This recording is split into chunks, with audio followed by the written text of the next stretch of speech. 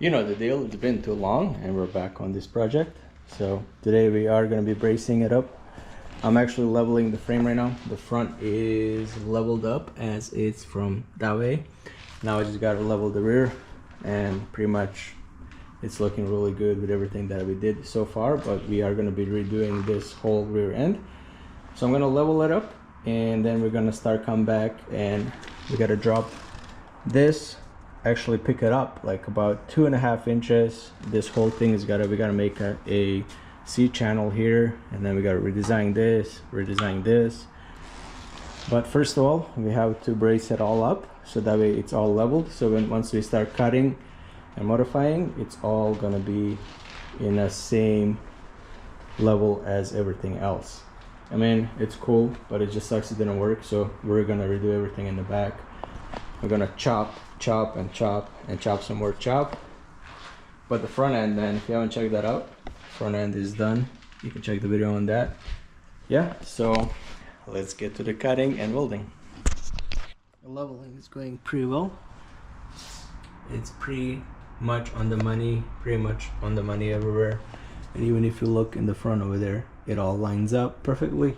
So next thing is I'm just gonna grind some of this off and weld a 1x1 inch 16 gauge steel tube here, and then we're just gonna brace it up so that way the chassis doesn't move once we start chopping the back.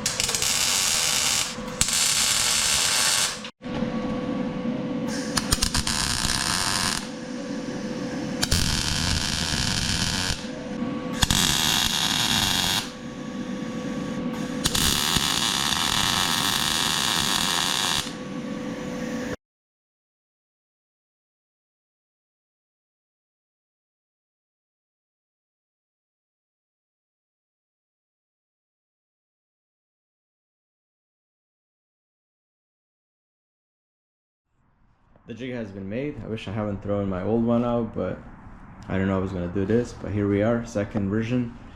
As you can see, I got my holes. This is gonna be where the inside mount of the bracket is. I only care for the height of the shocks where they sit, because this is gonna be actually moved more in now that I'm gonna be chopping up those rails. The center control arm of the diff is where it's supposed to be in relationship to the mounting point of the control arms, because you want to keep those perpendicular as they go down, so you don't want to have the pinion to this. Another thing is that's important is the pan bar mount. That's where it's going to be. And here is the last look before we start chopping. The sway bar links are going to be here. I'm not going to be touching this because I'm just gonna get a shorter mount that mount to the sway bar. This is gonna be cut, it's gonna be moved more in. This is gonna be trimmed out as well. This is gonna be revisited as well. This is all gonna be cut out. We're gonna put a new, better looking thing. We're gonna make this more cleaner. And here is where the mounts for the control arms is. Everything has been marked. As you can see, it's gonna go up 3 inches from here. So this thing is going to be sitting up here, and we're going to be cutting it flat with the bottom. We're no longer going to have any more of that bottom hanging piece. Also, this is not a final edition. I'm probably going to come up a little bit like this just to give me more clearance with everything, and it's going to be a pain in the ass. I was going to cut everything in this video, but I have to brace up the frame because it is going to be a lot of cutting since I actually welded a plate inside here. So it's gonna be real fun getting this thing out. Yeah, so stay tuned on the next video, because on the next one we are gonna be chopping, fabricating, and hopefully mounting a diff for the final time, because I want to finish this real quick. I want this car to be moving on its own power this year. There's no more delays. So yeah, she's gonna be sitting on its own frame with a big old 5-volt Coyote at the front end. I keep looking at it, it looks really good, and I'm really impressed what we accomplished so far and from where we came from.